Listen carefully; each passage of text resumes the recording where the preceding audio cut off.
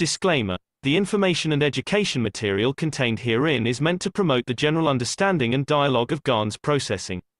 Such information is not meant or intended to serve as a substitute for a healthcare professional's clinical training, experience, or judgment.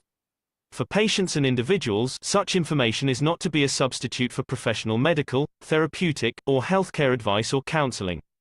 For medical issues or concerns, including decisions about medications and other treatments, readers, viewers, listeners should always consult their physician or, in serious cases, seek immediate assistance from emergency personnel. Prescription information, procedures, and use of medical devices information should be undertaken only by properly trained and certified medical personnel. We specifically disclaim any warranties, express or implied, including implied warranties of merchantability or fitness for a particular purpose. Such information is provided, as is, and is believed to be accurate at the time of its publishing, but it is the viewer's job to evaluate the accuracy of any information found in this presentation. Every case presented is of their own experience, applied by themselves for themselves, and it applies to their case only. Every person experiencing health problems should seek professional medical advice and consult their course of treatment with a doctor.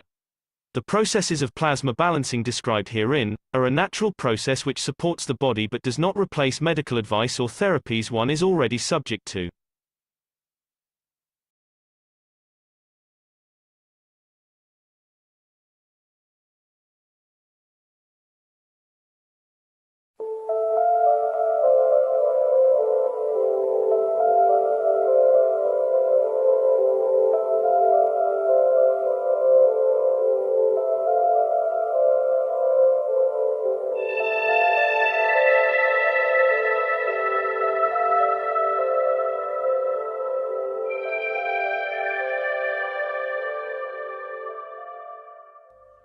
It's time for change to move into the real work of the universe. And it's time to understand that we use the matter state to reach the level of understanding of the soul of the man.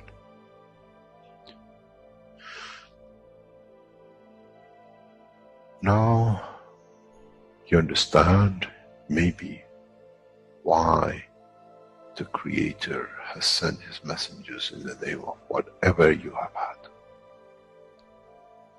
Is that they bring the ears, that it can be used when the time of the Messiah comes.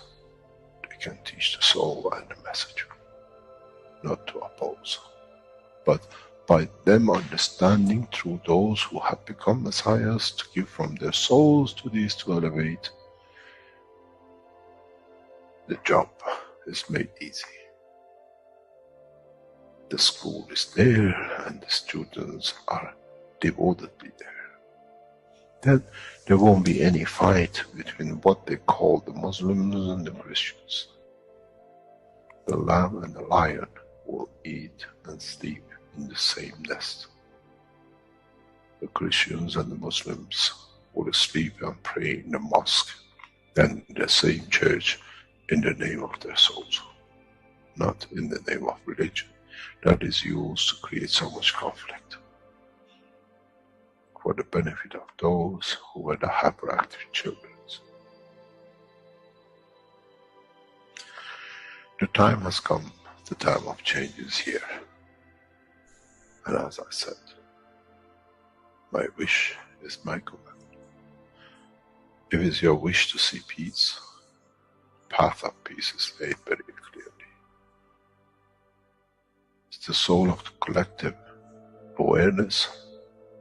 By giving will create that position of change. No other thing.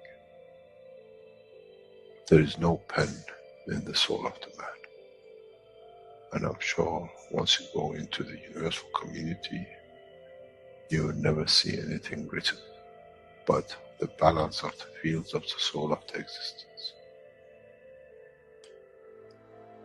Try to be humble enough not to become arrogant in the power that you have understood and you possess. Otherwise, you'll fall in the same path of the church and the mosque.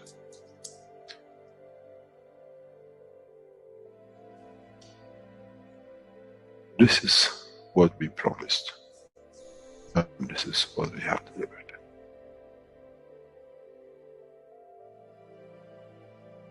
We have to understand the operation of the soul, and we have to understand the soul of the man is a star in the cosmos of the universe. If we compare the soul of the man and many of us, 7 billion in one collection, Earth is like a galaxy with so many stars. When we look in the depth of the universe, we see galaxies with hundreds of millions of stars in it. So is the planet Earth. It carries 7 billion beautiful stars, which are the soul of the man. Carries with it soul of so many trillions of animals, plants, and everything else. So if you look, when someone who does not see the physicality of the earth and its content, what do they see? They see a galaxy with so many beautiful lights shining, each one according to their strength, each one according to their position.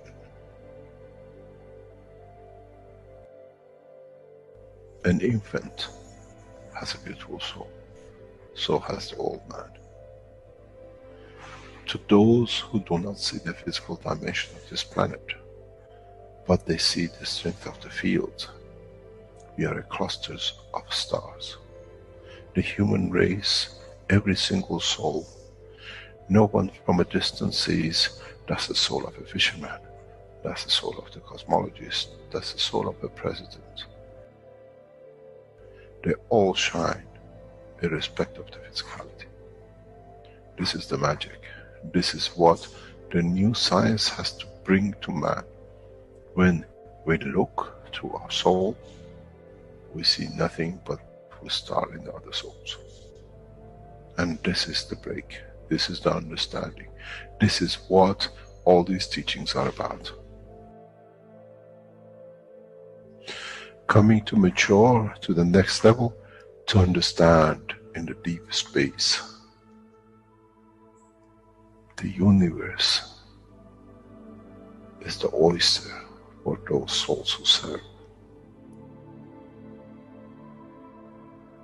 Then man is ready to go into space. Then man is ready to become part of the universal community which has been promised. I never promised you heaven. I always promised you the elevation of the man to join the family. And now you have the key. It's you who has to open the door to understand, if I can raise the soul of these people or millions of other souls, that the physical life on this planet changes, then I'm worthy to be part of the universal community. To be there to serve, to expand. To be there, to be part, that in the cycle of life of universe, I become, in being part, I become part of the totality. When man reaches that point, a new dimension in the strength of the soul of the man will appear, which is beyond imagination of understanding of the physical life.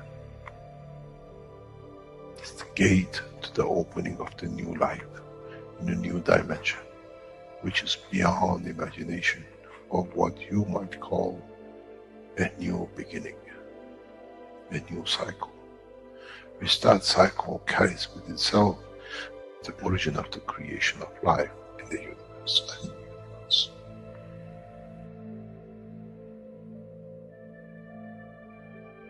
It's the elevation of the soul to serve become the key, not a throne of the physical life. The time is right. The time has come for the man to go through this process.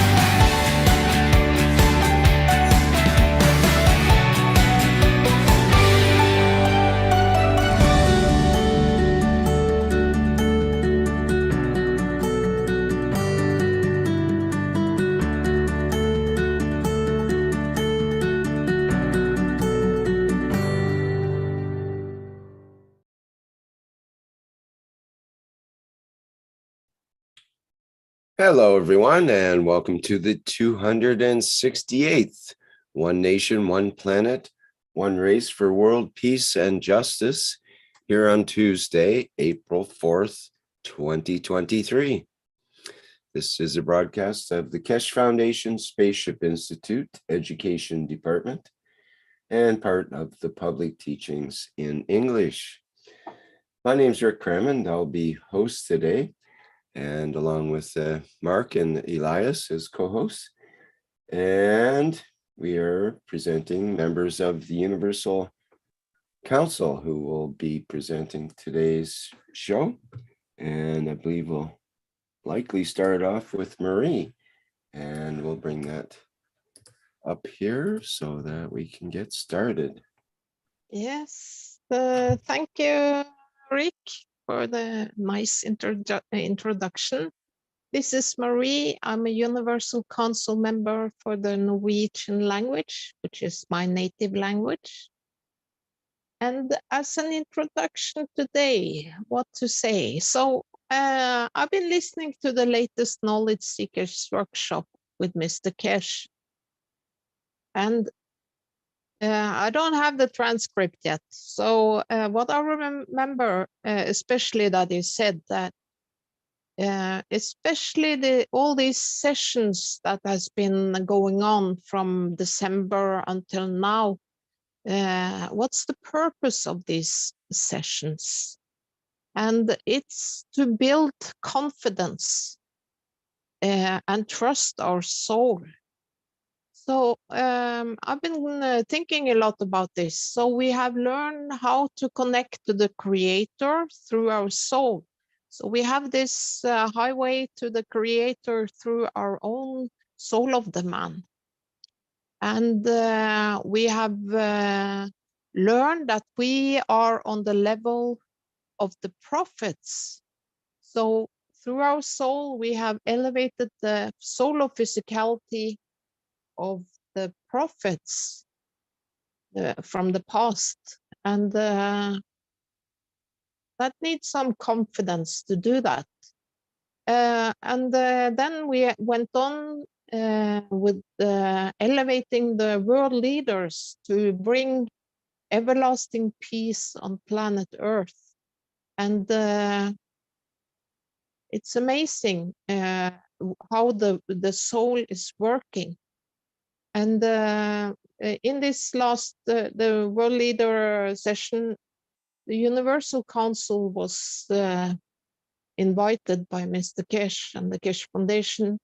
And we were told we need to come as a collective soul of the Universal Council and not as individuals. So that was very interesting to be there and unify as a unified soul of the Universal Council and connect to all souls in creation and also the world leaders. So that was very interesting. And later on in this show, we have many testimonies, because there are so many testimonies from this latest session and the ones before, but this time we concentrate on the latest session. So, well, I have transcribed something from the latest Knowledge Seekers workshop, because there is so much beautiful knowledge in this. And it's about creation, I told myself. So I will read this. It's not very long, so I will read it. And it's Mr. Keshe who speaks. As I said many times, you will come to understand that the time will come very soon when, by dropping a drop in the fish tank, you will create that fish. And you will see man in control of a drop of energy, not a drop of water, in a tank, and it creates the condition of life. So I remember Mr. Keshe have talked about this fish tank many times, and it's like this seed. We create this seed which can develop to a fish, for instance, but living life. That tank could be a fish tank. It could be a planet. It could be a universe. It's the man who designs, or probably decides, where that drop of energy will manifest itself, will take shape itself, will bring a new condition of understanding, and with it will bring a new era in the world of science of the universe, not in the world of the physicality of the man. Those who understood a little bit about the operations and in things necessary to be the basic fundamental life of the man in the universe, they call themselves prophets, and they prophesize. And those who has abused a prophecy created a condition for their lack of knowledge of the true prophecy to abuse the man. The way we have taught you as knowledge seekers, it occurs, you never prophesize, but you look into, you understand what it is, means what it's being said. How does it fit in the interaction of the fields? How does it fit in bringing the reality together? The reality of the two dimensions of life, the physicality and energy as a plasma.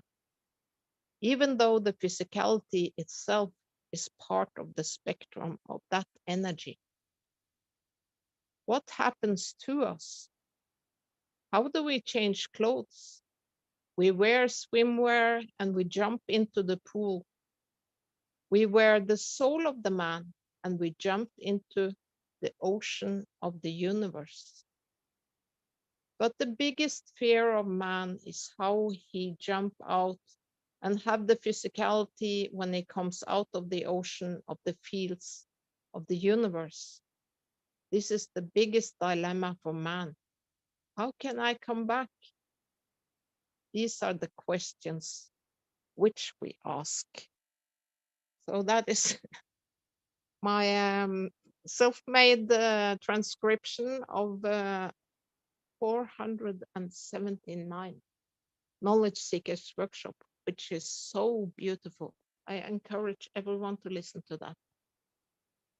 Okay, Rick, maybe we go to the next slide. Okay. So we have two wishes for today.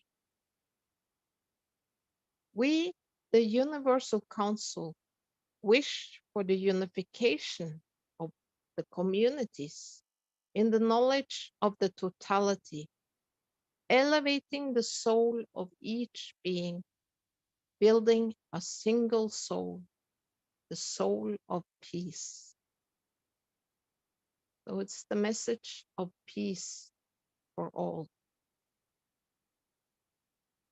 Thank you. Maybe we go to the next slide.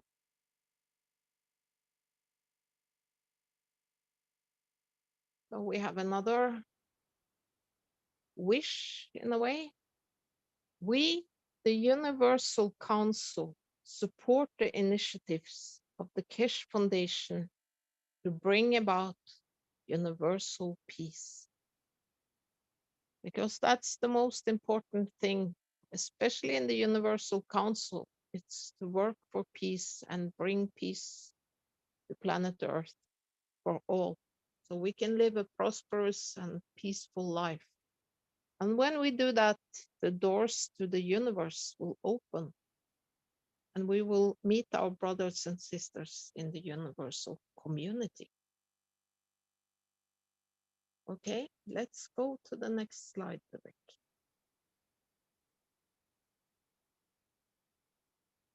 Yes, this slide is from last week, where Mr. Keshe asked for 100, what do you say, volunteers for wellness. And this is the email you have to write to if you're interested in participating in that trial. Okay, so we go further. Yeah, I just want to specify, Mary, about Yes, that slide. You can add something. Yeah, you can take over. Yeah, I don't know. I just, yeah. No, I just want to say good afternoon, good morning, good evening, everyone. This is Stefania from representing Italian language from the Universal Council. Yes, here, so what happened is the Keshe Foundation had a big sponsor. So we had a situation where someone sponsor for people to have treatment to lower cost. So the people who apply, they still have to pay, but and they had to be ready with the money. So because Mr. Keshe said that this will cut down a lot of time that can be wasted otherwise in organized things. But whoever has a condition, difficult condition, can be Alzheimer, can be Parkinson, can be neuro condition, can be a problem with the eyes or cancer, anything that you think you find difficulties to have any to go anywhere or to have any solution. You can write to this email to the doctor, but they recommend to please already come that you already have £3,000 ready, because this sponsor, they cover up the most of the expenses for the treatments. So this is actually very low price in compared to what would have cost you if you would have paid the full price. So it's very important that you already come with the money ready.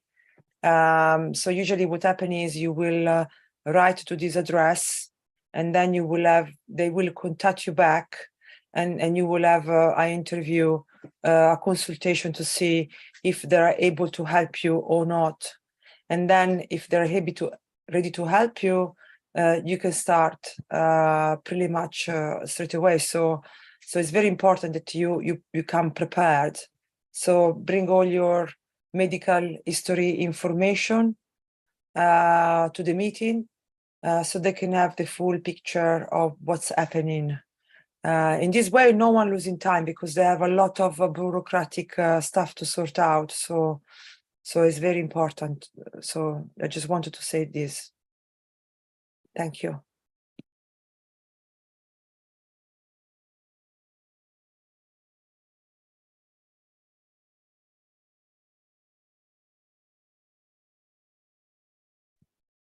You can continue, Stefania. Okay, so now we are in 1 minute silence for the elevation of the whole soul in existence. So I have to say that in the Italian group, we meet in every week, and is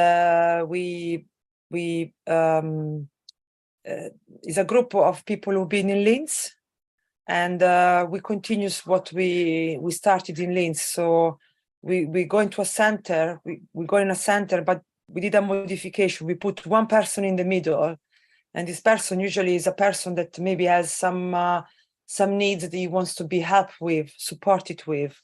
So we kind of more or less all of us experience to be in the middle, and all the other in the circle, they will have a silence, like here, a minute of silence or minutes of silence to support the person in the middle. I have to say, because we do in this way, I could really feel whoever is in the middle can feel the change of the fields, and they can feel the change in themselves. So it happened to me that I was going through a quite stressful time, and I asked to be in the middle to have some support emotionally.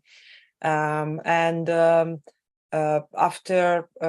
we had some minutes in silence, I really felt much lighter. I really felt a change in my mood and in the way I was feeling and how I was feeling physically. So for me, it was very learning experience, because when we gathering together here, I'm not very spiritual person, so I'm not usually done this regularly. So I could never have a feedback if these things were working or not. But by doing those exercises every week, now we can wait for the meeting to be in the middle, because you can really feel it when you're receiving it. So I really I think this part where we take 1 minute of silence to focus on the elevation of all existent soul is it's very, very important. Even though maybe some of us don't feel anything, still working even when you don't feel anything. So on this note, we can take 1 minute of silence from now. Rick, shall I count, or you or you look at the time? Okay, I've got it. okay. Yep. You got it. Okay, top. So maybe you can say when we start, when we finish. Yeah. Okay. Reset my stopwatch here, and we'll begin the minute of silence now.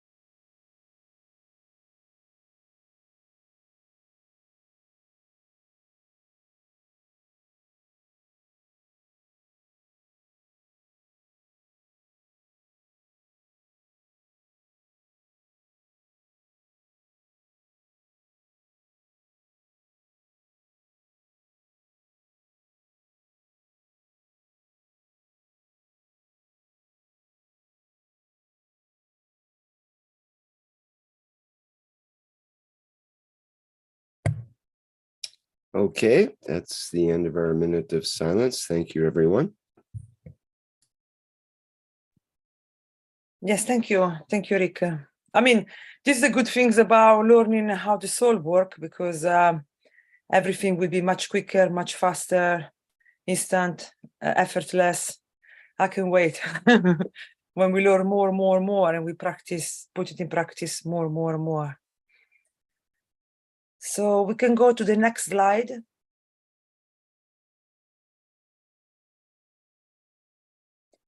Okay, Mary, no, I don't know. Yes, it's a video from 477 with Mr. Keshe. And Rick, did you see Liliana sent you another one? Yeah, is that the part that she wants, or does she want? We want this one and the next one. Okay. So okay, we'll do this one first, and then her other one. Yep. Okay, this is an excerpt from the 477th Knowledge Seekers Workshop from about 38 minutes and 58 seconds. It's a little before that, but we'll play it through.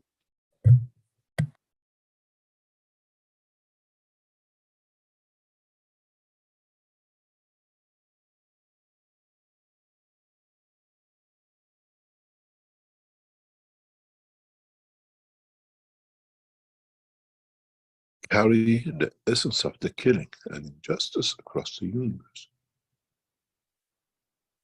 Because if you go back to all the teachings, we always said the soul of the man and the soul of physicality is within it. If this little chap still remembers how to kill, when he takes over what it's going to do? Do the same as it's done here. This is why we say that killing, destruction of other type of lives and living has to become washed away from the nature of the man's energy pattern of soul of physicality, has a reason.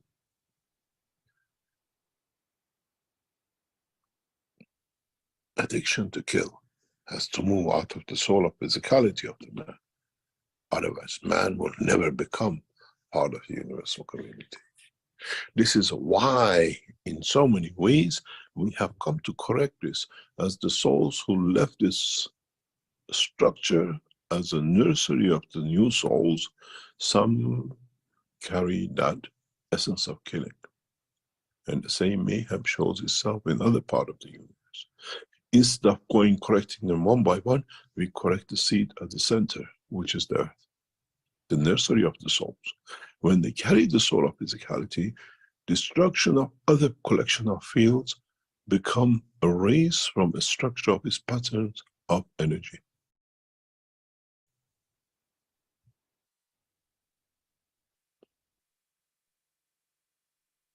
Now, if you understood this, this is why we say the children of Mitra will be created out of fields, because in the dimension of physicality, the soul of physicality will create that dimension of the killing.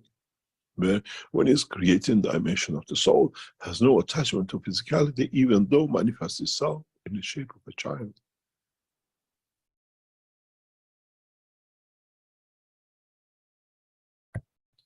Okay, I believe that was the excerpt from that part. Thank you. Yes, that's, I just want to say something about this. Okay, so it can be corrected from the earth, but for us already existing on the planet Earth, we need to kind of get this killing, because the eating is killing. We need to get this out of our systems totally. So it's not good enough if we stop eating now and only feed ourselves through the soul, and we travel the universe and we go back to planet Earth and we think about the good dinner your mother made, because then we are back to the same thing. We really have to stop this totally. So that was my thought. Okay.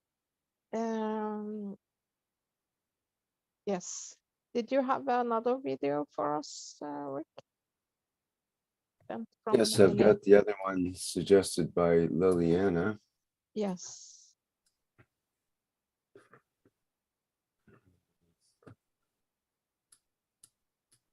Liliana is UC Universal Council member for the Hispanic communities. I think she's from Mexico.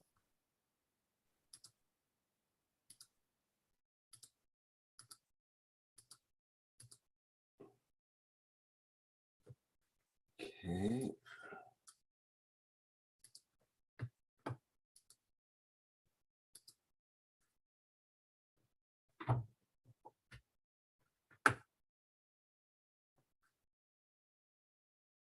I think this is from the latest Knowledge Seekers workshop. I don't have a key on Yes. it. 479 Knowledge Okay. Seekers Workshop. Yes. Thank you, Mark. All right, and we're starting at, I don't know what the minute is. It's just an excerpt that I have to play. So here we go.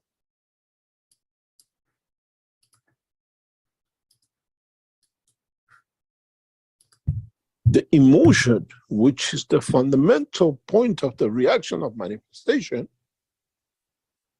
we considered how it comes, we considered how it can cover a span, but we haven't considered how the interaction of the fields with that carbon 14 and hydrogen creates emotion. which at given point gives the sign to the plasma of the soul of the man, it's time to manifest yourself. Otherwise, you're a loose bullet. Never stop. Now, man has to understand the strength of the emotion. This is why in all the teaching from beginning of the time, I always said, what is the emotion? Without emotion, you cannot show your love. Without emotion, you cannot show your anger. Without emotion, you cannot show your suffering. It has to be an interaction with the dimension of the plasma that it gives it dimension to manifest itself in any shape or form. So emotion has a field of strength. Emotion has a dimension. And man wants to understand that emotion. Man can bring in parallel and common denominator between the soul of the man and the soul of physicality of the man. Man then become a passenger of the universe without end. Fountain of youth, everlasting life. It's the way the Creator lives. It's the way us as humans have not understood. We call it psychosomatic. I hate my child. I give myself a prostate cancer. Voila. How come you understood it in dimension of physicality, but you cannot put it in the dimension of the plasma which created that physicality?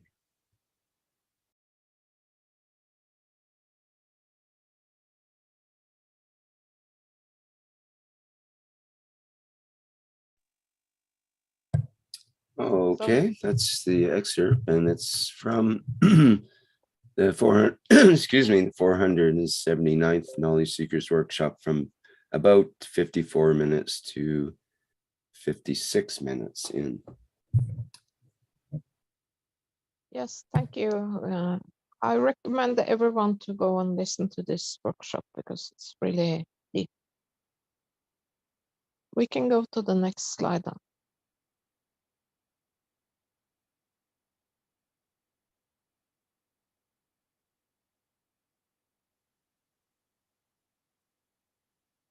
Yes, so this is about the commandments, and today it's number 15. Thou shalt not judge no one except himself, and not to be judged by no one.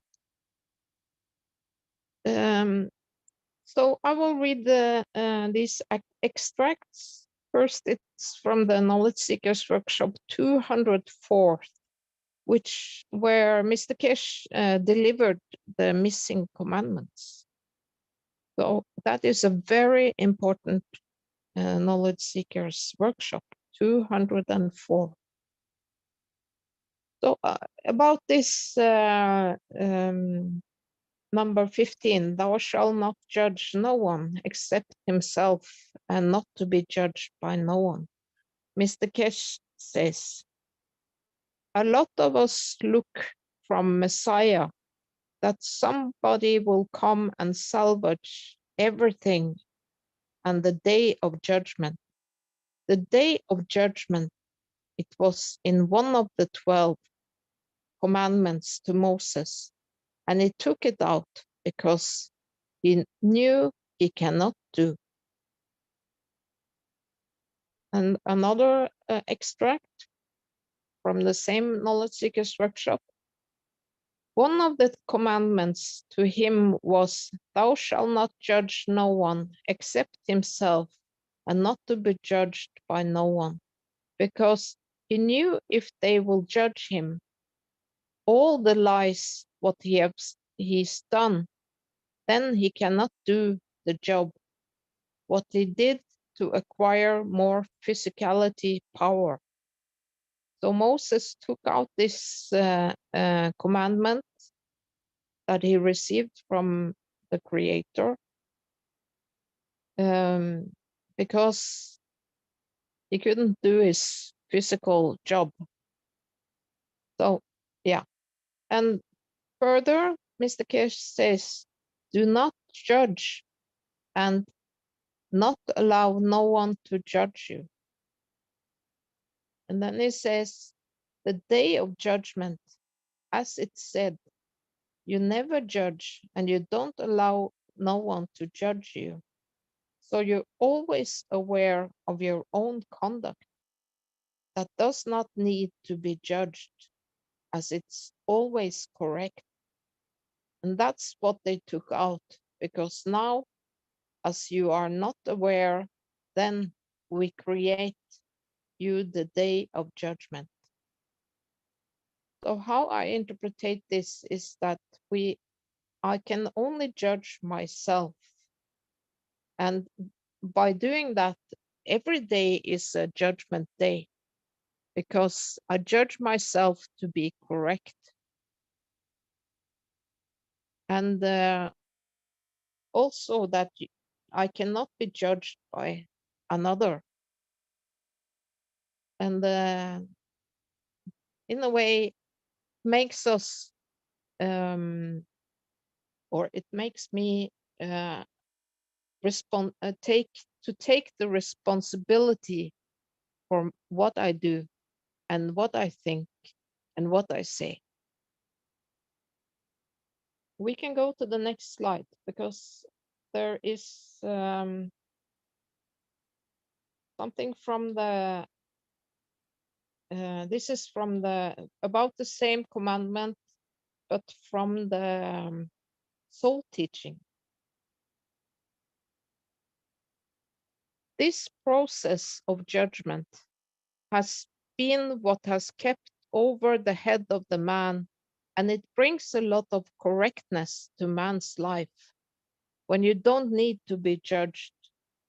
I always said many, many times, people been around me, I only judge myself, what I have done right, what I have done wrong, and I sleep with the peace of mind. Every night I put my head down. And maybe I have done wrong, but I'm not aware of it. But somewhere down the line, I will judge myself for what I have done. And in so many ways, it's balancing the books. We call it a judgment, and it's better, man, to balance his own book than the others doing it for you. And I do have that regularly, every day, everything I do. And sometimes people tell me, why don't you do this? Because of the foundation or the other one. I said, because there is a reason for it. There is something it's getting done, but looks to be wrong. It looks to be done wrong. But down the line, you will see it. It's exactly how it should have been done. I judge it. I don't need to be judged. Do we need to wait for the day of judgment? This is one of the things which, when you work in the level of the soul, you continuously live by it. And mankind has never learned that. Just to get done and have and go. In so many ways, you accept people. You don't judge. You let them know how you feel, and it's for them to judge their own conduct. It's for them to be legit of their own things. If we always judge ourselves, we don't need to judge ourselves the last day before we die. Every day is the last day. Every second is the last second.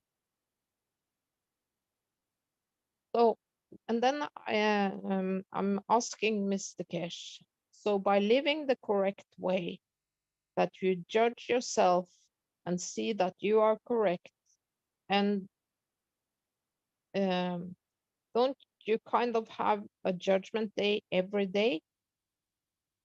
And Mr. Keshe answers, of course, in a way, living the path of what I call the creator is. A lot of people don't understand this. A lot of people is just talk, and a lot of people is having, possessing, and being there is important, because then it shows they achieved something. What about not having? What about not possessing, but being there for it to be available for you, to enjoy the space and the emotion? Then you don't need to judge. And it takes a lot of wisdom to be detached. And then you don't need to judge, because you made a judgment to serve, to give, and to live. This is what life is in the cycle of the soul or the physicality. To be detached, totally detached. And it takes a lot of guts. It takes a lot of determination to be detached, and we need to understand our own position in life. And if we keep to the life of detachment, then you don't need to judge it, because you always have nothing to be attached to judge. So it's a very important commandment, and it makes life easier, because you don't have to worry about other people's behavior and physicality, because you only have to be correct yourself. And don't mind if others judge you. So this is according to the commandments from the Creator. Okay, maybe Stefania wants to add something. Are you there, Stefania? Hello? Hello? Can you hear me? Because Yes. unfortunately, I have no headphone today. Can you hear me properly? We can hear you fine. Ah, okay. Yes, thank you for asking. Yes, for me, even for me, this is a very important topics, not to judge and don't judge. And detachment definitely is very important topics, because the moment you are detached, so the moment you have no possession, or you have or you're not attached to a situation, it's not a problem anymore. So in many ways simplifies our life. So the life is not a problem. The life, it's not complicated, but usually we make it complicated because we're attached, or we make it complicated because we judge, or we care when we've been judged. So all this, so it's very, very, I agree with Mr. Keshe when he said you need a lot of guts, you need a lot of strength, you need a lot of understanding to really be fully detached. Because everything you like around you, if you like, I don't know, something, and then certain way you are attached. If you don't have it your own way, no. So definitely it's a very, very, it's a topic where I'm actually working every day on it. It's very hard. I still find very, very hard not to judge. So if I hear something or if I see something, you see, if you see something that maybe you will do differently, automatically you judge the person. No, don't do this way, and then also you're attached to the fact he doesn't, you know. So it's really, there is a lot of wisdom in this, because if you can manage to put it to practice, life become very, very, very simple. And then you also don't get upset. So with people around you, sometimes with family member or friends, you know. So it's very a lot of wisdom in this that I'm trying to master in myself. But I think it's gonna take us, you know, our lifetime to be able to master it properly, because in society of today, we tend to get attached every day to everything, and also we tend to judge. So I see a lot in couples, you know. I told you, no, don't do this because it's not good for you. You should do this way, or no, you know. We only try to correct each other's, but we have to really learn to leave each other going to the wrong path, respect, you know, other people's path, and if they don't see the way you've seen it, you know, don't impose, because then we go into, I really like even the commandment that said rape, because then when you force in your beliefs to somebody else, I like that Mr. Keshe cited this as a rape, you know. So definitely this commandment, I see them very, very, very useful to sort, definitely in my case, to sort my life and to make it much simpler. So the ironic is that once you follow this, really your life is very, very simple, because you're not attached. So you're not attached to anything. So for example, if your relatives taking a house away from you, because you're not attached, you still you don't hate them or you don't judge them, you know, because maybe they did something wrong. So it's really, I found everything in place when we fully practice this. But I do agree that require a lot of strength, because has to be like because sometimes you feel very lonely when you are detached about everything. It's a really fine line where you can feel very, very lonely, yeah. But then if you keep positive and you keep positive on what you gain, for example, when you are detached to things, you are free. You are absolutely free, no? So for example, let's say you are how can I say it?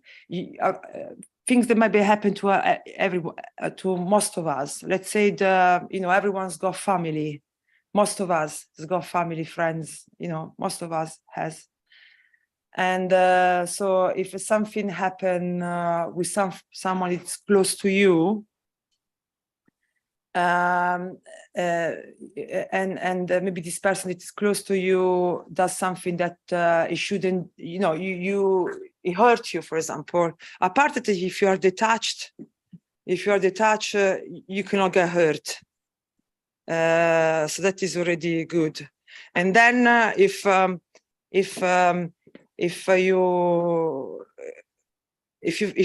focus on the fact that when you are detached, you are free, then you didn't lost anything. So really, you cannot lose anything, and you cannot ever be alone, because here, when you're free, you know, we're never alone anyway. The plant, you know, we're never alone.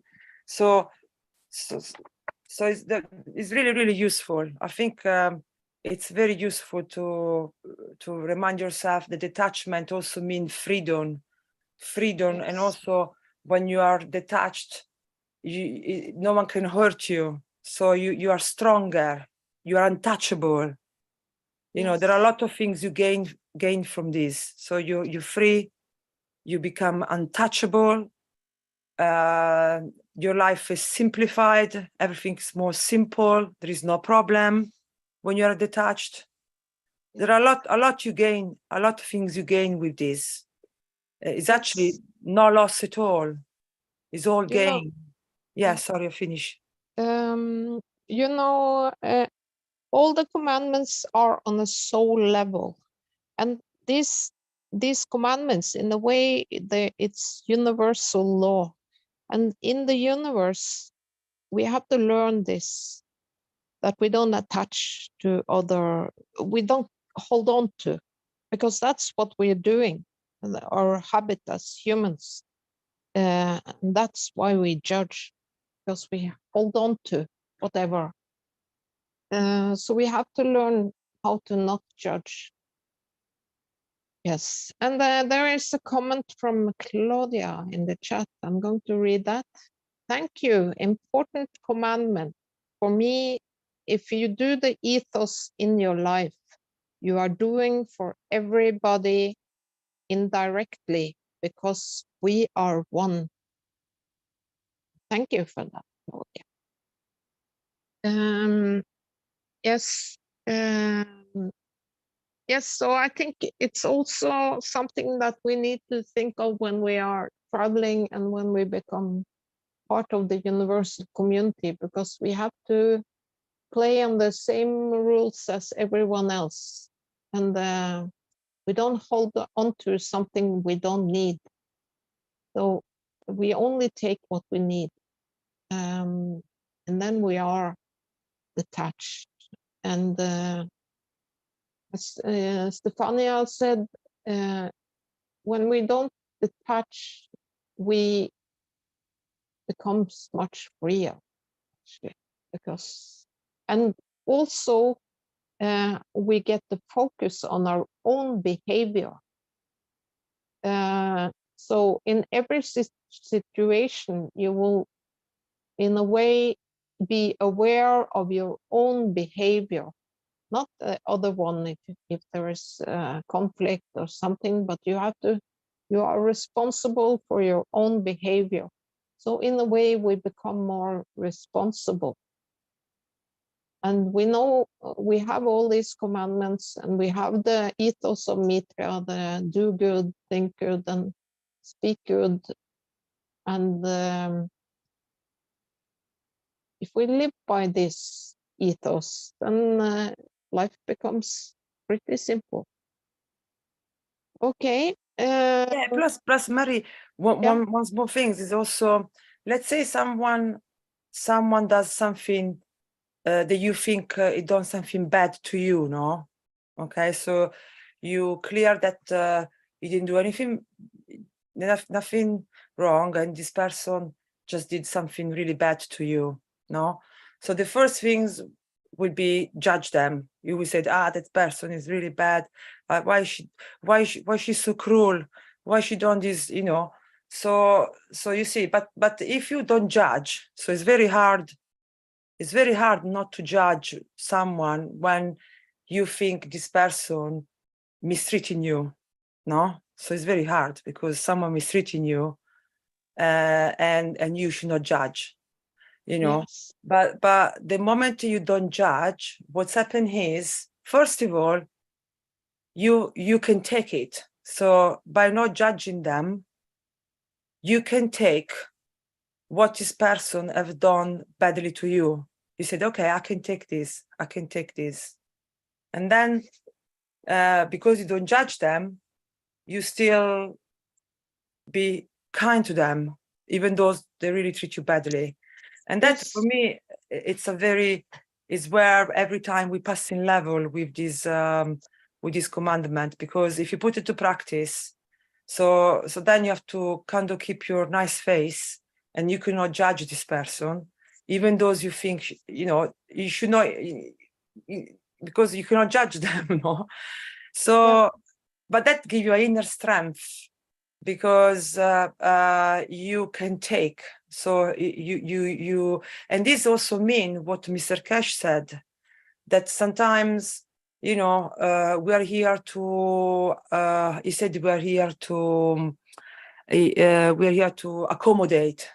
So sometimes if you this time you are not the one who, for example, let's say this, have the best out of a situation, but this other person has the best out of it, you accommodate. So you're also ready to be the person that doesn't have the best situation of the role. So maybe somebody else has got the best of that situation, but it's not you, you know. Yeah. So in this way, we all, I think this is what also doesn't mean to work as one, where it's not all about you, and it's not only you that you always have to be at the center of everything, but sometimes it's about somebody else, and and because it's about that other person, and it's not about you. You contribute to the bigger picture. Yeah, that's yeah. I made a teaching from teaching of Mr. Keshe once, and in this teaching, he is kind of teaching us how to react. So if we have the focus on our own behavior, that we behave in the correct way, speaking good, thinking good, and acting good, for instance. And then if someone brings you a problem, it's their problem. You are detached from it. It's not your problem if someone comes. So that's because they have to sort it out by themselves, in a way. You understand what I mean? Yeah. yeah, perfect. Yeah. Okay. Thank you, Stefania. Let's go to the next slide, because this is the part of the testimonies from dining with the world leaders. And we have several testimonies, and I will read two of them if I can find them here. Here is one from Alexandria, and this is we have asked them to be able to read this, so we are allowed to. We have the permission to read the testimonies, and this is from the dining with the world leaders. The moment our wishes reached the world leaders, I felt that our wishes were fulfilled. I saw a female soul. I say soul because it showed no physicality. I saw this feminine soul as floating in front of the world leaders. I felt a lot of happiness, and I felt the desire to take this emotion to everyone. And soon circular waves began to come out of my body, reaching distances. At the moment of hearing the response of the world leaders to our wishes for the end of the, I think the world leaders to our wishes for the end of the humanity and the planet.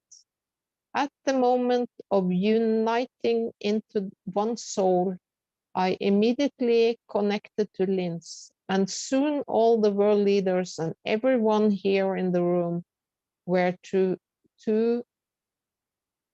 at the moment of uniting into one soul, I immediately connected to Linz, and soon all the world leaders and everyone here in the room were together. I greeted everyone. Some I hugged, and others just shook hands.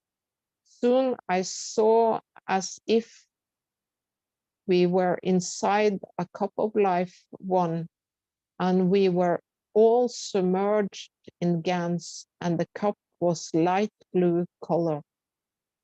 I'm sorry, because it's kind of in bits and pieces, what I've had. And I will read another one. It's from Gail. A lot to say, so we'll make it simple. When connecting to system and to soul of the Universal Council with our own soul, I felt lighter, happy. Also felt a bit of pain on right forehead, which happens when soul expands. Wished for peace for all. Need plasma science to show new technologies. Use successful behavior examples in nature to learn from, like studies of the bonobo by Dr. Franz de Waal. Also learn how to progress so all souls can enjoy peace, love, and care. Learn from nature how to raise our children, the bonobo, with unconditional love and care. We wish for balanced leadership with fairness and unconditional love for all, even sharing leadership so all in community will use simple soul rules of think good, speak good, do good, and take their turn to give to and guide the community. When I ask the soul of the leaders, its intention towards world peace, felt an enveloping feeling of peace and calm washing over me. Peace in 1 year. Of course, we wish all will understand that everyone, every soul is equal. No soul is better or higher than another. So that was from Gail. But Claudia, do you want to? Claudia Friedrich is here. Can you bring her in, Rick? She's going to read a Brazilian testimony. Hello, Marie. Hello, everybody. Hello, Claudia. Are you reading? It's from Pamela, from Brazilian knowledge seeker. So she said, when you were sitting at the table with the world leaders and could ask about the fulfillment of our demands, I felt a great pressure and hit my chest. In the emotion, I received the information that they were processing everything that they felt and received, but they were open. I got goosebumps from one lean deployment, and it brought me joy because I also felt the commitment of President Xi. That's it.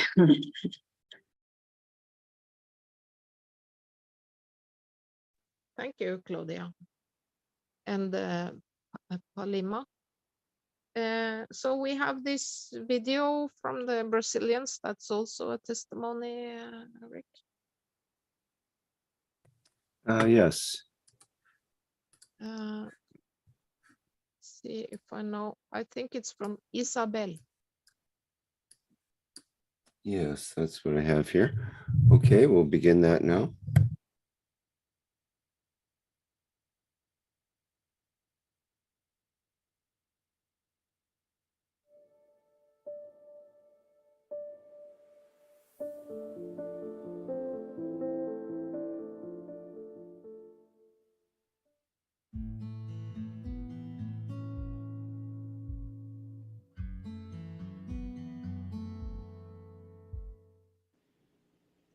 Breve relato desta semana. Essa semana começou com pequenas avarias no celular e no aplicativo do Zoom. Então, sabendo que não ia ter acesso pelo Zoom, resolvi fazer o acesso via alma, me isolando e tentando entrar em profundo relaxamento para que a alma pudesse se deslocar do corpo.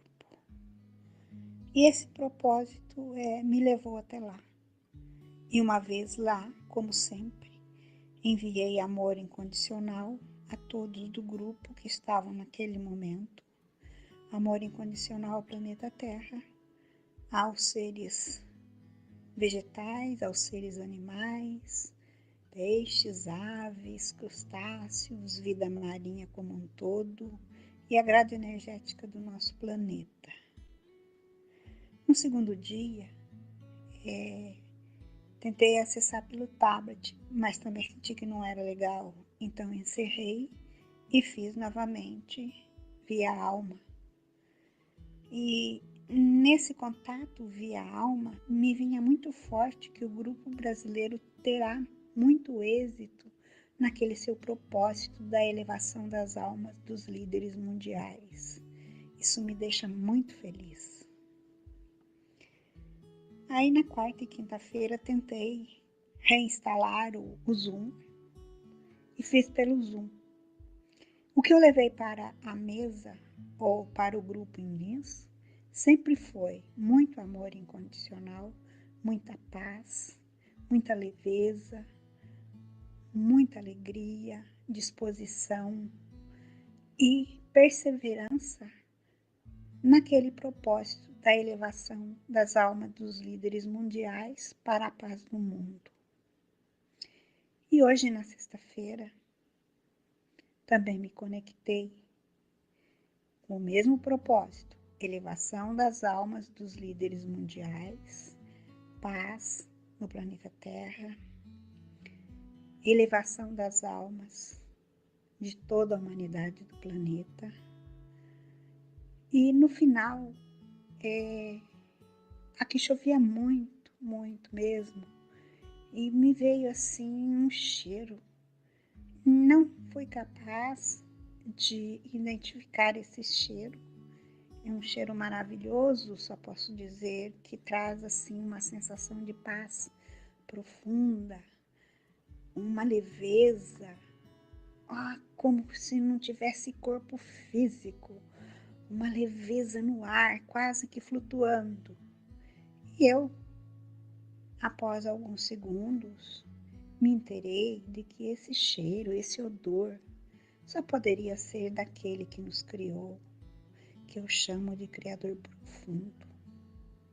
Então eu sou muito grata a todos deste grupo brasileiro, sou muito grata às outras pessoas que estavam conosco lá e ao Sr. Keshe por disponibilizar tanta sabedoria e tanta tecnologia para que nós possamos nos conectar, alma e Criador.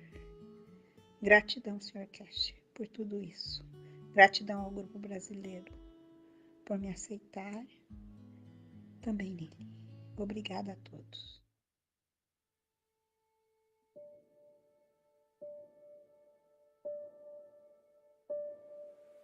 Thank you so much.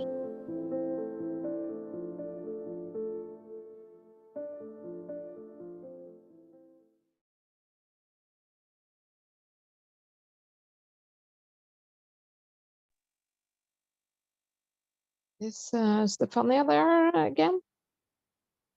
Yes, I'm here. Yes, since we are through the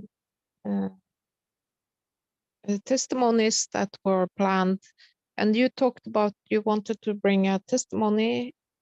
Yeah, because last time I did briefly. I did I said the beginning, but I didn't say the end about my experience with the world leader. For me, see if I can do it briefly. So, for me, it was very. I really felt this meeting. So at the beginning, when Mr. Keshe told us to take some time to connect with the machine, I really felt the connection like we were in Linz. So I really felt these energy fields clearly interacting, and I felt something entering the body and like balancing the fields. I really have felt that. For me, I was very clear that. And then I think after 20-30 minutes, when Mr. Keshe asked us as a humankind to make the wish to then the wish of humankind wanted to bring to the world leader, I start to actually feel very sad. I start to feel I start to have tears in my eye, and I really felt this like if the humankind had enough of the situation, and they had enough, and they were ready for the change. So they had enough. They had enough of this war, this poverty, this injustice, this inequality, this killing, everything that is struggle and suffering. We just had enough. So I really felt this pain and this sadness so much that I start to really cry physically, and be very emotional, like feel the suffering. And then this sadness and this having enough of suffering and wanted to change, be ready for the change, So it turned into a power. It's like if it's something negative, turn into something positive, and I start to feel this power, like coming from I don't know from where, from within, and and there I could compare to what we call unconditional love. So this power that you get when you are in love, and you got this power coming out when you're truly in love, you got this power. Like sometimes, like Mr. Keshe talk about, the mother doing something that it's impossible to save the child. Suddenly you hear the story of someone that is in maybe have to save someone that he loves, and suddenly he's got all this power coming out. It was one of those feelings. And then when Mr. Keshe asked us so you got all this power that you don't know where to put it, and then Mr. Keshe asked us to the humankind to use the Universal Council as a tool to reach the world leaders with a specific wish. And also they wanted to have a commitment from them, and they wanted to know how they felt about it. So in that moment, I really felt like if the wish was peace, no doubt, because everyone had enough, everyone was fed up of the situation, and everyone wants to have this change, and there was this power coming up. So when he invited us to connect, the humankind to connect with the Universal Council, this power also came that I felt it like I start to feel from the machine, from this connection with the machine, I start to feel this expansion from within. So this power I would tell you about, so this sadness turning this power, and this power also created this expansion from within, like if I was a ball getting bigger. And there I felt like where the humankind and Universal Council kind of united, so we become one, where you cannot tell one from the other. And then this energy was obviously directed to the world leaders. So for me, it was like a little bit like we draw the star formation. So like you have three balls. So I saw it like humankind, Universal Council, and the leader. And then all this become, again, through the humankind, through the Universal Council, humankind reached the leader. So again, this expansion became as one. So, and then Mr. Keshe said, okay, now you have to be precise, to which leader your visions come to your head that you want to connect to make this wish. And then he also asked which reaction you think those leader had from this proposal from the human race. And so for me, I don't know, because maybe Italian, the first things for me come up the Pope. The Pope was the first leader come up in my head. And then I had the Chinese leader and the Russian, so Putin, and then I had them specifically came into order. And then I had because we had in background, we had this picture of all the leader, like we had this picture where there was all the leader in the picture. So then I saw all the leader as well. But to me, they had enough. To me, when Mr. Keshe said how they react to this request and how they're gonna commit to what you request. So to me, they were lost. They looked very weak. They looked, they didn't know what to do. They themselves, they had enough. They also wanted to find a solution, but they don't know how to come out of it. It's like they grow a ditch too deep. Even them, they couldn't come out of it on their own. They needed to have a ladder to come out of this ditch because they make it so deep for themselves that even if they want to come out of it, they couldn't. So they were actually very, very pleased on this request. And they were very relieved that finally we kind of found a solution. And they were also very happy that, you know, they will not get killed or burned alive, you know. So they were very happy about this request. So then I saw the three souls kind of get one. So I really felt them to really wanted to make the change as well. So this inner force became even bigger. So I started to feel even more expansions. Then Mr. Keshe asked, but now you have to imagine also the humankind being united.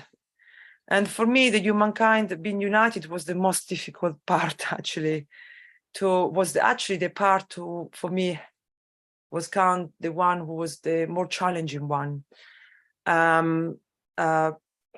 Where between us to feel, you know, like that's why we need this commandment, because you know, not judge, not treat ourselves equally, independent of the color and the race. You know, that was the one I felt it was the most tricky one.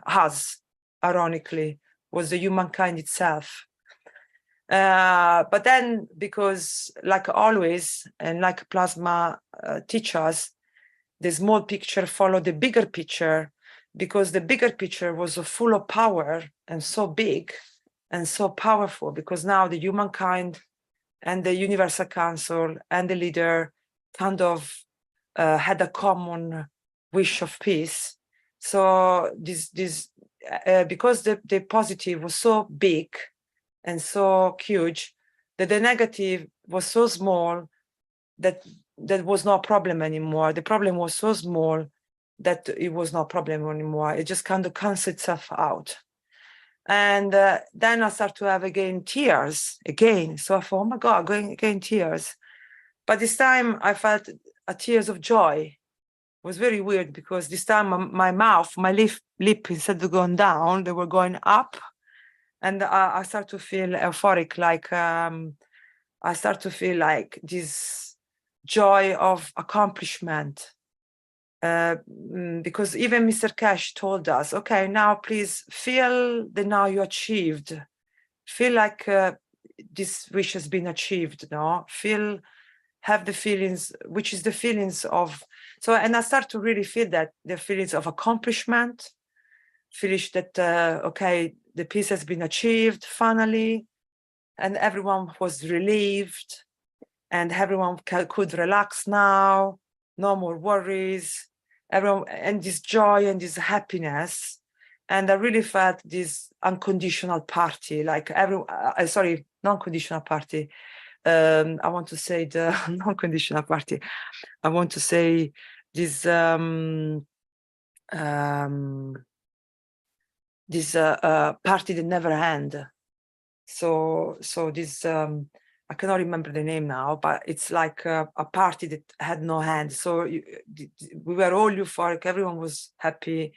this joy. No more, all the bad was gone. You know, if there was any, it was just disappear in the goods. And I mean, I know the bad and goods, we cannot make this separation, but we all come as one, and we were very, very euphorically and happy. And so I start to feel this joy, and this time I was crying. So I still have another tears coming from my eyes, but from joy. So, and I felt very light, very energized, so it was really like a really big transformation for me, this meeting. Very, very emotional, from really, really sad to this power coming from nowhere, and then this happiness. So I was very happy with the outcome of all.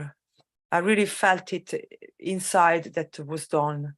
And for me, I understood as well that, you know, that it happened for real, and it was at the soul level. And also Mr. Keshe, I forget this bit, that Mr. Keshe asked us to see if we could see this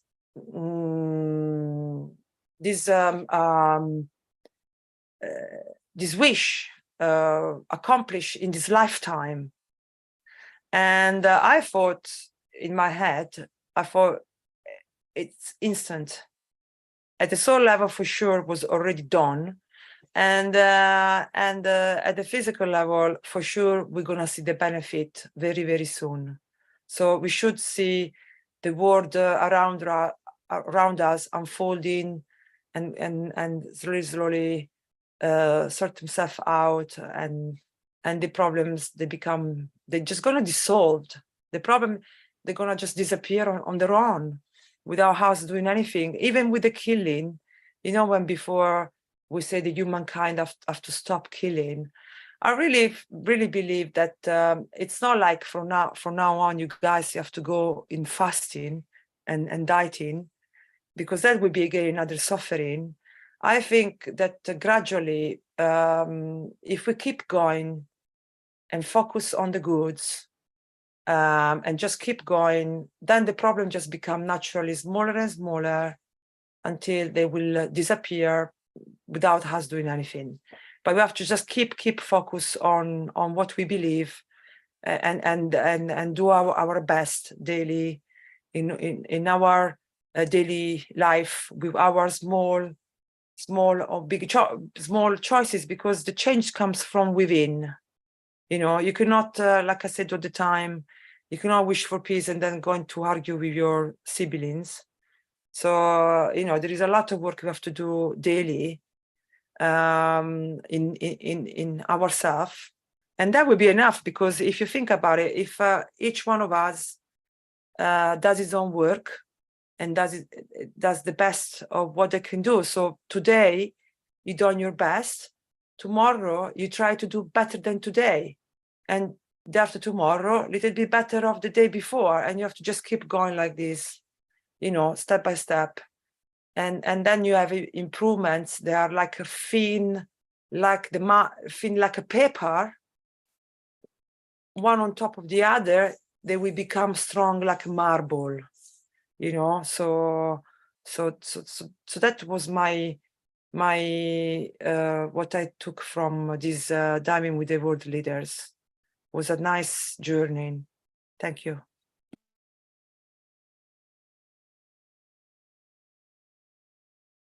Thank you, Stefania.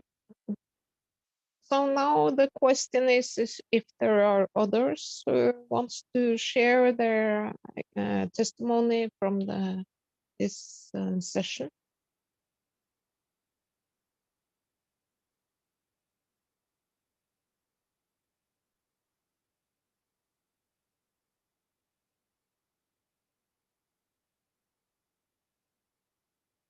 Or we go to the next slide.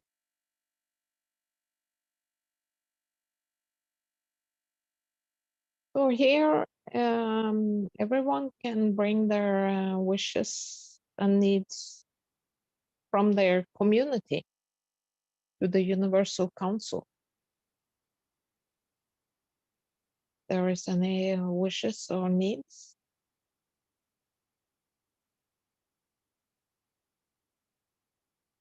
Okay. If there is no wishes or needs, then I think this is closing in. Maybe we jump to the next slide then. This is Maastricht. Maybe. Yeah, exactly. Much like I was gonna just about to ask you to come to, because yeah. Yeah. Yeah. Wanted to come in, but it's okay. This is as good a time as it can be. So, you know, one of the things that was in our wish today, and it's a need that is very much part of our current situation of having enough funds to do these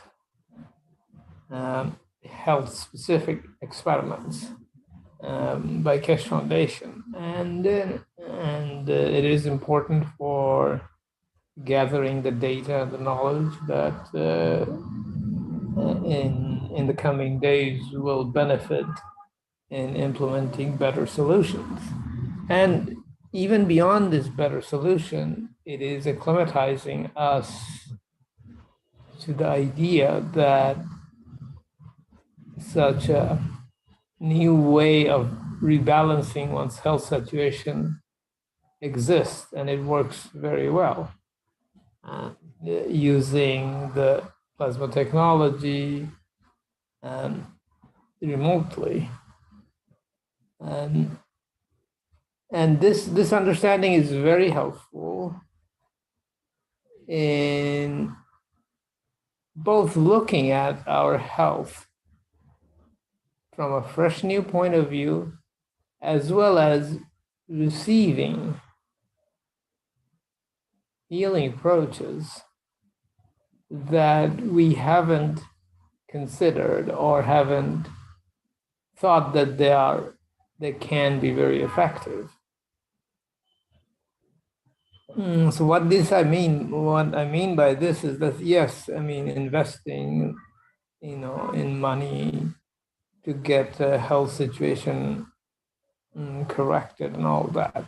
This is part of our system that we operate within at this point in time. But it doesn't have to be, that's not the only way. As we know in plasma technology, we can operate beyond physical level. So let's start. I mean, what do you mean by beyond physical level? We have the ganses. We use the ganses in various combinations and ratios and so forth. And you can do a lot with it.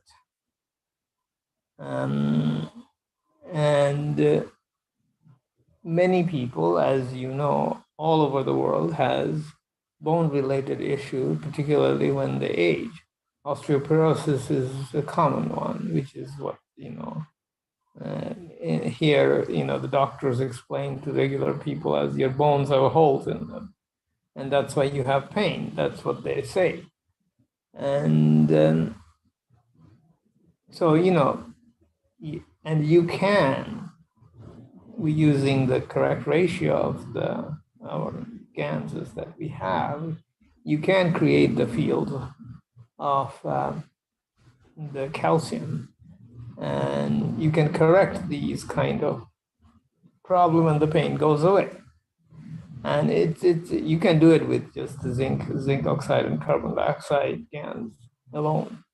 So it's very easy to do, but having this understanding that you can create the field of calcium is an important step in our understanding, as well as in giving this health benefit to others. I have straightened bones, I have corrected, I have joined bones, and the joining is very interesting because in one of the cases we did X-ray of each stage of the recovery process. And then I have friends who are in medical practice, and I showed the whole evolution of the bone to this doctor friend of mine, and she said, well, I mean, this is impossible because no matter how you join the bone, there is a slight ridge that forms, when you put casting or when you put screws, there is always at the joint when there is additional deposit. But this joining was as if like the bone is just a fresh bone. So things, you can do a lot of things like this with bones as well as tissues. I have done it with, I will say that this is possible. It doesn't mean I'm suggesting somebody do it. And I won't talk very much detail about how it was done. But we regenerated actually heart valve. And this is me and a friend of mine who also knows about plasma technology, but she was my student, I mean, and still is. And we did it on her father's heart, and it worked. And the doctors were very puzzled how a non-functioning heart valve can come into operation. And this is using GANs in a certain way. So once we start to understand the operation of the GANs, we can do really miraculous things. But you have to have people cooperating. The more people know about this plasma technology, the more we have people who would cooperate in going through this exercise. And so it takes a bit of effort, a bit of teaching that you have to do.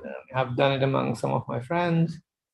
And sometimes the friends talk with some people around them and so forth and so forth. And it goes, the word gets around. But, so this is the first sort of like very sort of basic understanding of the GANs. Now, one of the things that you can go do with GANs is that when you give something with the GANs patch or whatever you make, or water to drink and things like that, you can actually transmit your intention through the water. In a way, this is nothing new, because we have seen Emoto's work, and in many native and religious practices, we see people doing a prayer and blowing on the water and giving it to the patient. And actually, this is one of the things that, at the beginning, some of the villagers here, they were saying that this water is like somebody said something on top of this water. That's how they were explaining it to each other. But, in a way, they were right, because my intention was with it. But I mean, I didn't say anything, but it was there. So, there is this idea that people, some understanding of it exists in people. So you can actually transmit your intention through the GANs, because GANs create field, and it can be overloaded with additional information very easily. Water itself has that attribute, but with having GANs, it's much easier to do it. So this is another from basic application of the GANs to engaging one's soul and intention in the process. So this is, you can call it this, moving up a little bit in field strength. And so this points to the next things. Do we need GANs, or do we need water as a transmission medium to transfer our intention from one who is doing the healing to one who is being healed? And so how do we do this? And we are learning through the enhancement unit how to engage our soul. And what I mean by engaging our soul is not just that you go and sit there in the enhancement unit. You have to actively participate in it, and that's how you transmit your intent of healing to the person. At the same time, the person who is receiving it has to have a degree of willingness to receive it. And this situation can be can be brought. We can bring it into focus by just talking to them about the emotional origin of diseases and so forth, and try to identify the kind of emotions that troubled them, at what point they had this problem and things like that. There are common sense ways of identifying where somebody's emotional issues originate.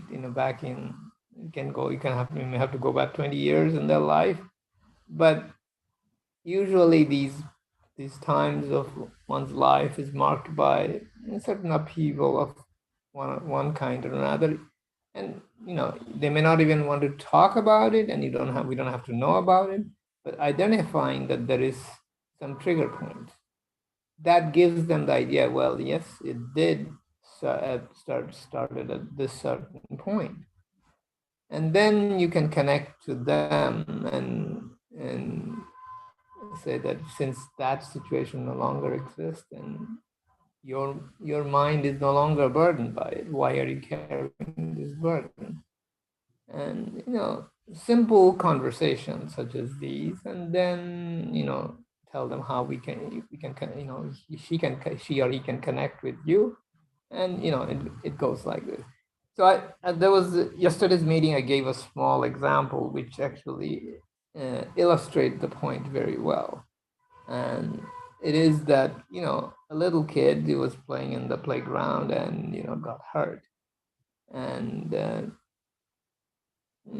came to mom and said, "Oh, mom, my finger hurts," and she started crying, and the mom kissed the finger, and pain goes away, and she or he goes back to her game. Now, this is maybe we may say that this is what plasma technology is there in this. Well, the pain is that did happen, but the mom's field, intention of love transmitted through the kiss, altered the field, and the pain went away. So we ignore some very basic things we do, like somebody's hurting, we touch the place where they got hurt. But if there is enough connection, there can be healing, and touch-based healing is a modality some people practice.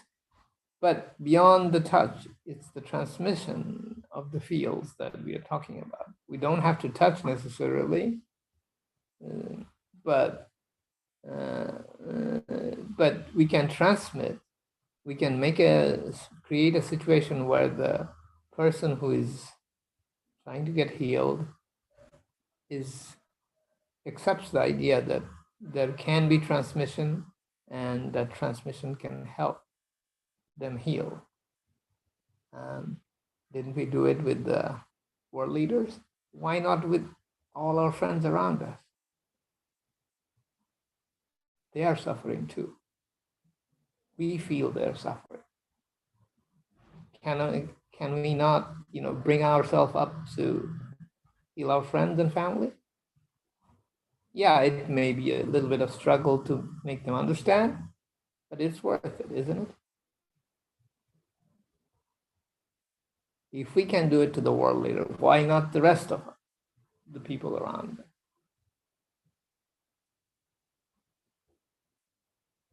We have the capacity. All of us have. We have gone through the enhancement unit. We're doing it, right and left these days. Sometimes it's in front of our eyes, and sometimes it's just, it's so close that sometimes we don't know what we are doing. But doing it, so one has to do it to build up confidence. Don't we have enough confidence doing the world leaders? So it's just the same thing at an individual level, with a loved one, with a friend of the friend. If you can do enough friends of the friends of the friend, then we cover the whole planet, don't we? But what I'm saying is not difficult. The only thing is that, you know, we have to do it. We have to engage in the process. And many of us have done many things in this enhancement unit. And do we need the enhancement unit? As we have during the feeding time, you know, enhancement unit was shut down some of the times, and we still did it. Did it give us confidence? It should. So this is exactly the things, you know, I am doing it. If I can do it, anybody can do it. So the basic idea is, let us engage at higher field strength, which makes the process a lot faster. Sometimes these healings are like overnight. You know, you won't believe, you know, the things that can happen. And once you do it, you'll know. I mean, how long did it take to get a response from the world leader? A few minutes? You know, it happened immediately. We just, you know, we did it a few minutes later, started reading signals. So it's that kind of things.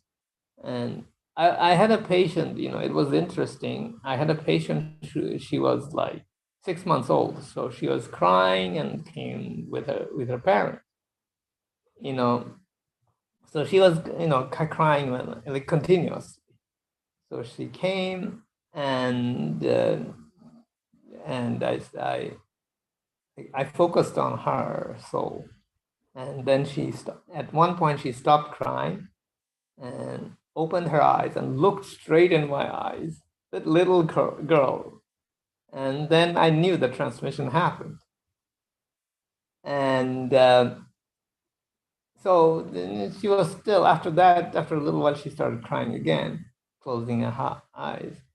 And so I gave her some GANS water for the parents to spray on her. But I know that, you know, we are not doing it that way. We had direct contact. So the following, it was in the afternoon that day, yeah. And the following day, you know, I could feel around 11:30. I distinctly remember it because I was walking from some place at around 11:30 in the morning. And I knew that she's healed. And in around 1, we got the phone call that she's okay. So, you know, these are things that we all can do. We know through our recent enhancement unit experience, and people are waiting for it. Should we engage? Well, and one more thing is I want to address is that this topic is more or less covered, but I do want to bring up the topic of the not judging others and judging oneself. And it's to me, it's a very simple and pleasant thing. Why bring somebody's burden when you can unburden the person? If I know within myself I can bring up the capacity by my own judging myself or observing myself, and I don't, judging to me is sounds like a harsh word, but to me just observation and action within oneself. And if we do that and then offer the peace that we have to others to unburden them, they know their situation. I am not burdened by them. The only thing I'm doing here is offering my peace, which I am bringing within myself through my own effort. And I am sharing this with someone else. And that is healing. What else is healing? Is peace far away from us? Not at all. We bring this peace within ourselves, within our own home, that is our own ourself, through evaluating. I wouldn't call, judges. I don't like the word judge because it has all kind of, it brings up the image of a court and all that. It's not that dramatic. If we need the drama, yes, we can go to the court. But within oneself, we don't need all the drama. It's very quick. It's 0 time, 0 space, and everything is done in no time once the observation and actions are engaged. So so as the piece manifests or blossom, imagine it to be a flower. I think it's a more feminine way of describing it. I will try my, sort of semi male, sort of like not as sophisticated, but think of it as a flowering of peace, and we can share share it with others. We give flowers to people. We can give the flower of our soul to people too, and heal them by that process. So this commandment,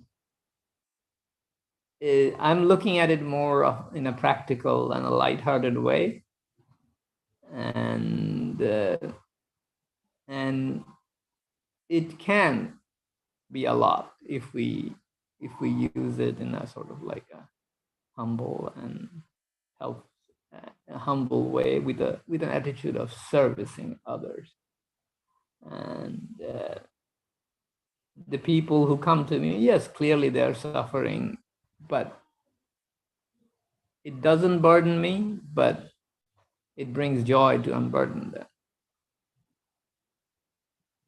So I hope I made some sense, and I'm sure many of people here are in a position to do what I just said. And in case you want me to engage, I'm available in my own limited way, but I know I have done it across various countries in the world remotely, and it's possible to do it remotely. And I also do it with some people in villages here can't come, so I talk to them on the phone and all that. And one of the ways that this is something that came up, and I'll just mention, you can imagine one way to, for regular people making the soul-to-soul connection, one is to imagine the face.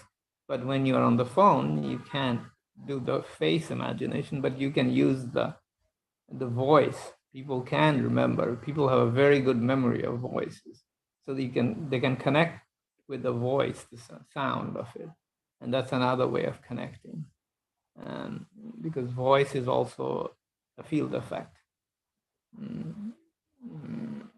So anyway, so these are some, these are practical things that I do, and those of us who are interested in implementing these things, some of these will help. In any case, I think I'm reasonably clear about what can be done, and it's all within our reach, and now that we know.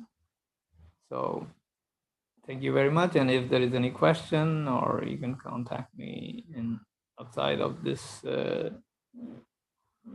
context, and I'm sure somebody will know how to go. Telegram is one place through which I can be reached, and things like that. Anyway, thank you very much.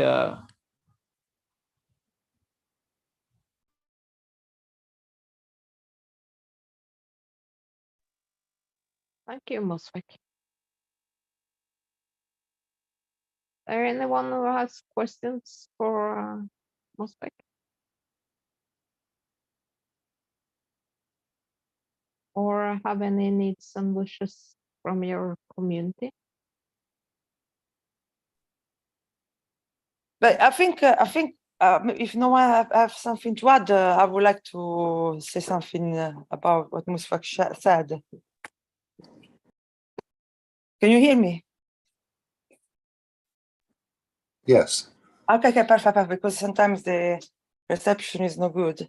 Yeah, so, yeah, because there is a say, there is one say where they say the impossible become possible, and then the possible become easy, then the easy become elegant. And I really like it because this is what Mushfaq was saying. No? So for some of us, they're doing this already, like Mushfaq and the people who work on fields already, maybe distance healer. You know, there are a lot of people who've been doing this for years and years and years. So for them, it's very, very understandable language. And then there are other people, maybe they've never done this before, so it looks like impossible task. But it's true that, like Mushfaq said, we have to make like a connection. So we have to start somewhere. So if we're sharing the same goal, this is another way to reach that goal, and we can start at the beginning. For example, in my work, where usually I would teach people maybe to walk again or improve their vision. You know, at the beginning you never feel anything, but we always say just put there the question, and even though you got no answer, or if you don't feel nothing, then slowly, by putting those questions, you're inside you something working towards a direction, and then slowly you start to feel. But I do agree that it's by doing. So ironically, I really do think that by doing, we get to this elevation of the soul that we talk about, because by doing, like Mushfaq said, you then cultivated something, and slowly you will start to feel. And then once you start to feel, then you have a say. And so you have a say on what you want to do.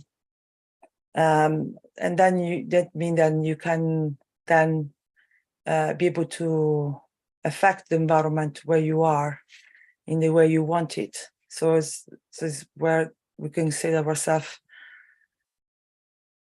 like, follow the life of the soul, or how the creator lives. But definitely also it's true that everything starts with the fact that we have to become aware. So we have to become aware that like Mushfaq said, that maybe someone is in need, and maybe you don't see it, or even yourself, you don't see what you need, because you don't know who you are. So as soon as we become aware, then that is the first steps. So that's why it's very, very important. I do this now. I'm talking with the furniture. Now I feel I'm never alone. So if I'm in the house, I'm on. I start to talk with the table, with the window, with the pen, because you know, if we are all souls, we're all equal. So you start to, even when you go outside, you start to feel the things around you. In my case, I have to work at it, because it's been brought up in this direction. So really I have to work at it to feel. I have to really become aware of what does it mean, this feel, this other feeling. Like Mr. Keshe said a lot of time, you have to be like an actor where you start to recognize the feelings. Okay, this is the feelings of love, this is the feelings of hate. You start to recognize them, familiarize with them, then try to feel if you can feel what other things around you are feeling. So if you're in between people, you know, start to really, when someone talks to you, start to really listen. That is really difficult things for me, and try to feel with attachment, so you don't take their own things. You know, it's their things, but you can feel, you know, what they're going through, and then by doing this, then you able more to recognize them, replicate them, you know, and then as you replicate them, then you have you can transfer So for example, in my work, if you go one leg works well and the other leg doesn't work so well, you can replicate the work of the good or the legs that works well in the legs doesn't work well. So you have more. You're not anymore a victim of feelings and sensation, but you use them as a tool to do what you want to do. But you can do only when you can do what you want to do only when you know what you're doing. So we go back to Mushfaq saying you have to practice. There has to be some doing, because otherwise you will never know. So I think this is why we're here in the physical life, to get the feelings out and then replicate them at the soul level. So it's all a school. So definitely, thank you, Mushfaq. I will definitely keep in mind what you just said, because this argument started because I was worried. I mean, in my case, in the Italian community, I receive a lot of people who are having health problem, and they do not have money to afford the fee of the treatments. So I was thinking to get a sponsor, to make a wish about the sponsor to whoever who is, because there are many people who have a lot of money, don't know what to do with it. So this can be a good place to put it to. So I thought, let's make a wish for those people to get active, so they can maybe sponsor people who they really, really need, and they don't have any income or no way to raise those type of money.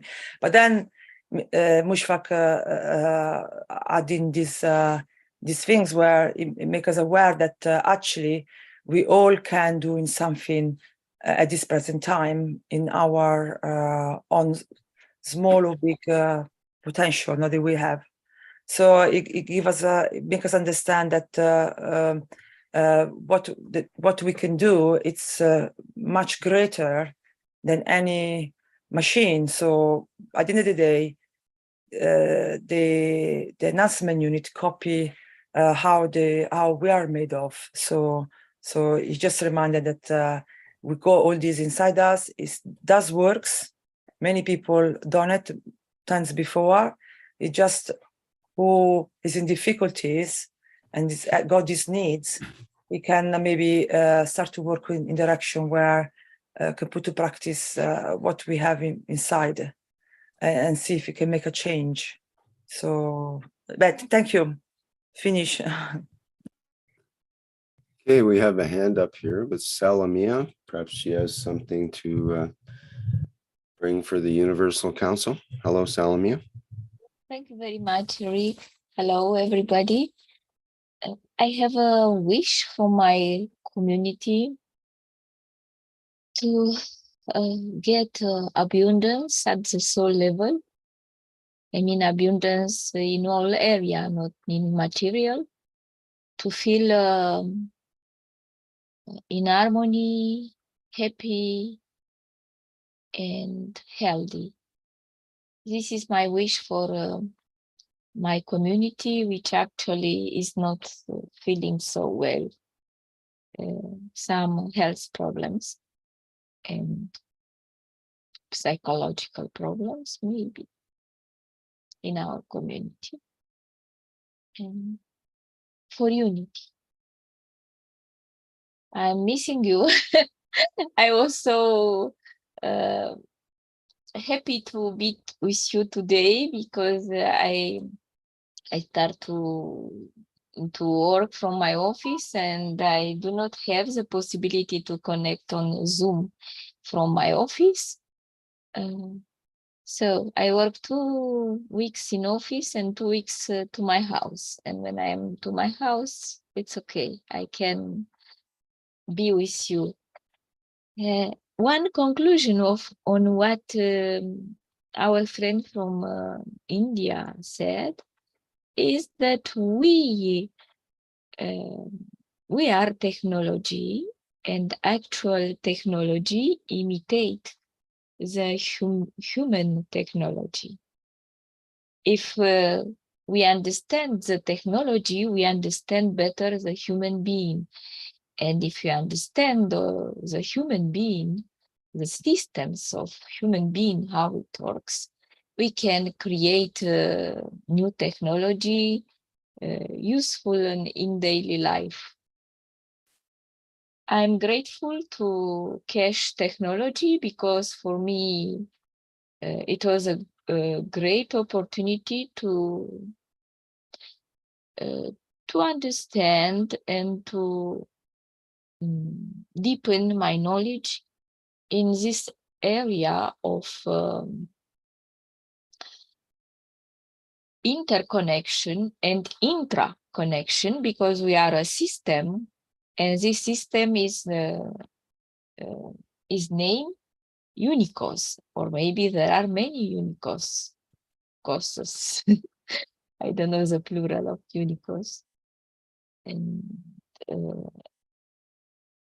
I'm sure that plasma science would illuminate and enlighten many people at the soul level in order to be aware of our unity, of our inseparability. Separation, it's just illusion. Beside time and space, which are humane construction, our plasma, the fields of our plasma create space and time, as Mr. Keshe said and many other people said. But there is no time and space. Reality, plasmatic reality is and this quantum field and consciousness field is a continuum, and everything is together, past, present, and future. That's why it's possible to influence the future, to influence the soul of the leaders to make a future which is a continuum, which is like our presence. I am present at the soul level with love, unconditional love, and understanding of our unity. So next step for humanity is to build unity based on unconditional love, and with the help of peace. We cannot have peace without unity. It is impossible. Unity at the planet level. One race, one planet, one spaceship. Thank you very much. Much love to all of you. Okay, thank you, Salamia. We have Jefferson with the hand up now. Go ahead. Hello, Rick. Hi, Hello. Jefferson. Oh, hello, Rick. Hello, everyone. Jefferson Rodriguez from Brazil. It's an honor to be with you all. I had a lot of problem with the internet today with the connections, but I could come. And I'd like to share an experience that we had yesterday during our daily intentions for world peace and 5+1.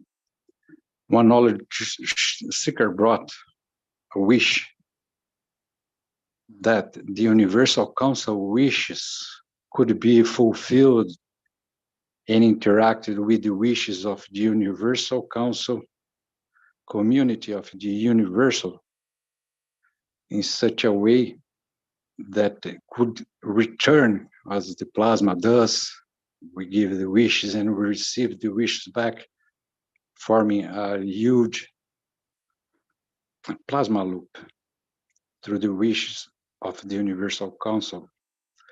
And even though the Universal Council is not spoken or written in our daily intentions, the wishes, our wishes, is connected with the wishes to the Universal Council, with the most strongest fields, and even more the rays. We just took few seconds to make this wishes through the rays, plasma rays, in such a way that the Universal Council could receive and fulfill their wishes that we are supporting.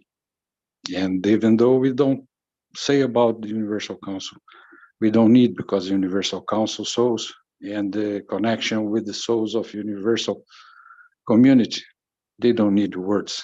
They need only our energy and our love to keep them going and reach these wishes. That's what I would like to share with all and say thank you very much. We are always with you all. Thank you. Thank you, everyone. Thank you so much, Jefferson. It's very important. We are all one big family, you know. Thank you. Yes, Marie, thank you. That's nice meetings that you've been doing in Brazil. Thank you very much.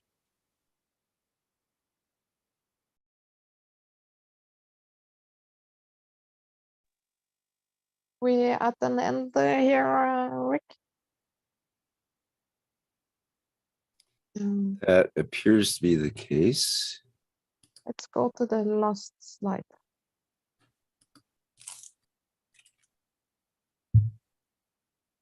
So this is the ethos of the Keshe Foundation.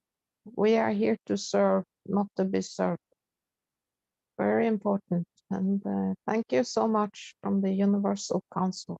Thank you for coming. Thank you for participating. Thank you, Rick. Thank we. Very good. Thank you, Marie. And many thanks to all the members of the Universal Council who are presenting these One Nation, One Planet, One Race for World Peace and Justice workshops. This being the 268th of those workshops on Tuesday, April 4th, 2023. Thank everyone for being here today and for your wishes for world peace. And we will prevail. Next public teaching workshop is the Keshe Plasma Reactor Group, which I hold every week at starting at 7 a.m. Central European Summer Time. And that class is for those that could be newcomers and have questions or things they are interested in that they would like to see in a plasma technology way, or for old timers. And there's usually a number of us old timers there that can help answer questions or comment on people's creations and concepts. So all are welcome there. And yes, that's on Wednesday, April 5th to tomorrow, Wednesday, April 5th, again, starting at 7 a.m. Central European Summertime. And of course, we have the Knowledge Seekers Workshop coming up on Thursday. That would be April 6th, and that should be at the regular 9 a.m. Central European Summertime. Okay, I think that's it for announcements for now. So again, thank you, everyone, and we'll see you in the next public teaching workshop. Okay, we'll go out with the Flight Enhancement Spaceship Unit music version. And Sweta's not here right now, but perhaps you'll hear anyway. And it's kind of dedicated to her in a way. And I hope you can have some clapping and dancing as well. So, bye for now.